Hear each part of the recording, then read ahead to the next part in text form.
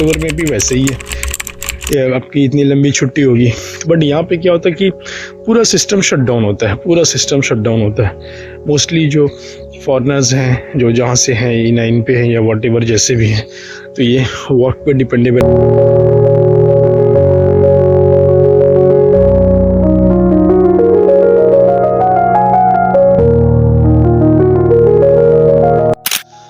Hey guys, अस्सलाम वालेकुम वरहमतुल्लाह। और कैसे हैं आप लोग? उम्मीद है कि आप लोग ठीक ठाक होंगे और बहुत ही अच्छे होंगे।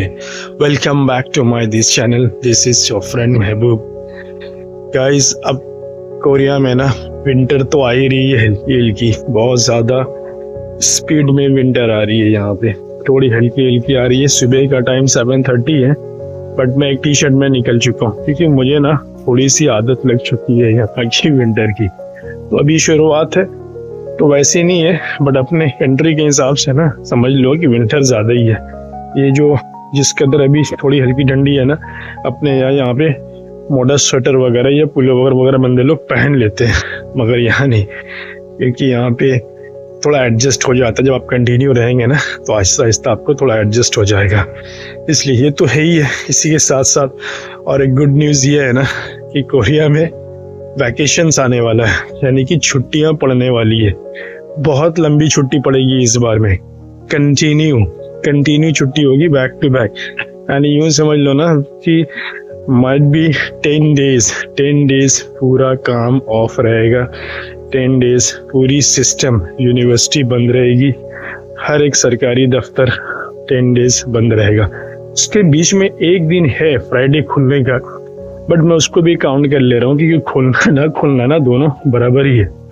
और ये जो हॉलीडेज होती है ना कोरिया की, साल में 2 बार आता है। दिस ईयर यानी 2025 में जनवरी में भी आया था। जनवरी में उस वक्त 5 डेज 3 to 4 डेज ऑफ था, बट बीच में सैटरडे संडे लेकर वो फिर लंबा हो गया था।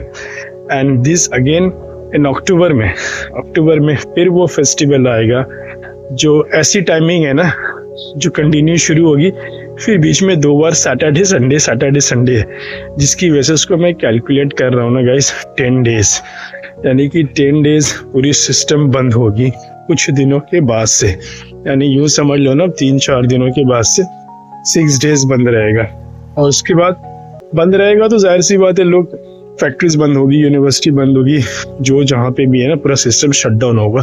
ये में भी, चाइना में भी ऐसा ही होता है। जब हॉलीडेज पड़ती है ना तो पूरी सिस्टम बंद होती है।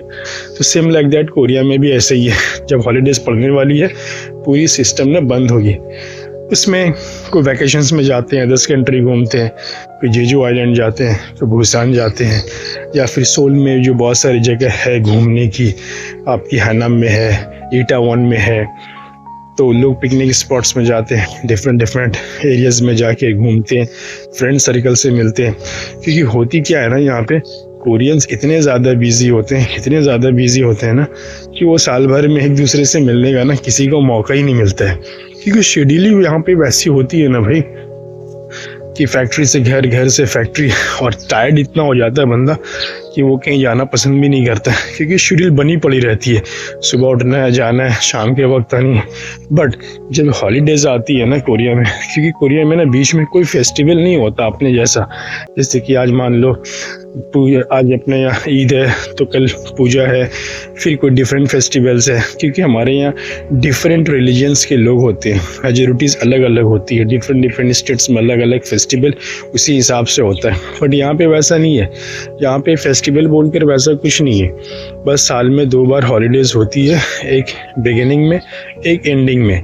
तो दिस ईयर जनवरी में हुई थी, फिर अभी अक्टूबर में हो रहा है। तो उसी में back to back 5 days minimum holidays हो जाती है। अगर सैटरडे संडे हो गया तो वो भी काउंटिंग हो जाता है। तो काउंटिंग होने के बाद छुट्टियां जो है ना ज़्यादा लंबी हो जाती हैं। तो अक्टूबर में भी वैसे ही है, आपकी इतनी लंबी छुट्टी होगी। बट यहाँ पे क्या होता है कि पूरा सिस्टम शट डाउन होता है। मोस्टली जो फॉरेनर्स हैं, जो जहाँ से हैं, E9 पे हैं या व्हाटएवर जैसे भी हैं, तो ये वर्क पे डिपेंडेबल रहते हैं, काम करते हैं यहाँ पर, तो वो भी सिस्टम बंद रहता है। तो घूमने का ना बड़ा अच्छा मौका मिलता है यहाँ पे। हर जगह लोग घूमने के लिए निकल जाते हैं, मज़ा करते हैं।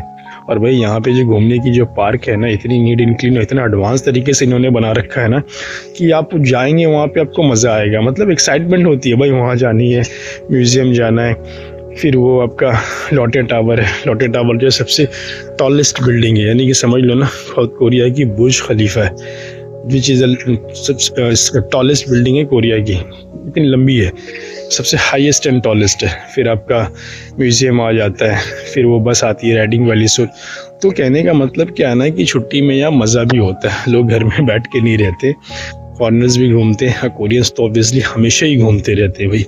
तो ये न्यूज़ है कि कोरिया में वैकेशंस होने वाली है। आप भी वैकेशंस के लिए साउथ कोरिया विज़िट कीजिए, आइए, देखिए कोरिया की खूबसूरती, देखिए कोरिया की सिस्टम देखिए। और भाई इसकी यहाँ की हेल्थ का तो जवाब ही नहीं है। मैंने कितनी बार भी पहले बता रखा है आपको कि हेल्थ तो भाई यहाँ पे सुपर्ब है। मतलब कि 70-60 का बंदा 30 दिखता है, वह इतनी अच्छी हेल्थ है ना जो मैं बता नहीं सकता हूँ। वो हेल्थ को भी देखें, आप कॉपी करें, इनका जो कल्चर है, जो ये फूड खाते हैं, ये सब सीखने की चीज़ है। अच्छी कंट्री में क्या होता है ना कि ये सब चीज़ अपने को ना ऑब्जर्व करनी चाहिए, देखना चाहिए और ख़ुद पे अप्लाई करनी चाहिए, सेहत के एतबार से भी, हर एक चीज़ों की एतबार से भी। और ये साइंस एंड टेक्नोलॉजी में भी बहुत ज़्यादा एडवांस है, हर फील्ड में इन्होंने तरक्की कर रखा है, मतलब अपने आप को मजबूत बना कर है। तो ये जो छुट्टियाँ पड़ेंगी ना जो आने वाली हैं, जो 4 तारीख से शुरू होगा, 4, 5, फिर इसके बाद सैटरडे संडे, फिर वहाँ से मंडे स्टिल चलेगा, फिर बीच में फ्राइडे एक दिन खुलेगी। तो उसको आप खुलना ना खुलना बराबर ही समझो भाई, मतलब कि मैं उसको भी छुट्टी में ही काउंट कर रहा हूँ। फिर इसके बाद सैटरडे संडे है, फिर इसके बाद मंडे से कंटिन्यू, यानी कि मे बी 13 ऑफ अक्टूबर से कंटिन्यू, फिर स्टिल हर एक सिस्टम सही तरीके से शुरू हो जाएगा। यानी कि काम भी, यूनिवर्सिटी भी खुल जाएगा, एजुकेशन भी शुरू हो जाएगी, डिफरेंट हर फैक्ट्रीज भी स्टार्ट हो जाएगा। बट कमिंग वीक से छुट्टी पड़ेंगी, like continue back to back 10 days.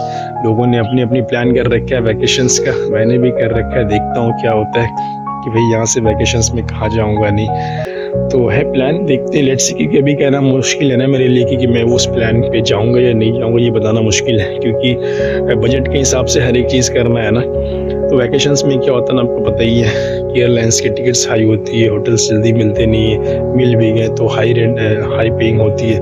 तो ये सब भी देखना होता है। तो यहाँ पर ये चीज़ है, यहाँ पर ये चीज़ बहुत इंपॉर्टेंट है। वैकेशंस में जब भी आए ना, आप हर एक चीज़ की रेट वगैरह चेक कर लें, क्योंकि वैकेशंस में थोड़ी सी रेट ज़्यादा होती है, तो कहीं ना कहीं परेशानी भी हो जाता है। बजट के हिसाब से काम करनी चाहिए तो बेहतर है। तो अपना भी वैकेशंस की प्लानिंग है, देखता हूँ ट्रिप करूँगा या फिर पूरा कोरिया घूमूंगा और आपको भी साथ में घुमाऊँगा। वो लोटस टावर जो है कोरिया की सबसे टॉलेस्ट टावर, यानी कि कोरिया का बुर्ज खलीफा, वो मैं दिखाने की कोशिश करूँगा आपको। फिर नाम में म्यूज़ियम है, फिर वो फॉरेस्ट है, इलेक्ट्रॉनिक्स मार्केट है, बहुत सारी चीज़ें हैं यहाँ पे। तो टाइम तो मिलता नहीं है वीकडेज़ में, क्योंकि आदमी बिजी होता है, घर फैक्ट्री, तो टाइम मिलना मुश्किल हो जाता है। बट ये जो हॉलीडेज़ आएंगी, मैं इसमें पूरी कोशिश करूँगा हर जगह जाने का, घूमने का और आपको दिखाने का भी गाइस।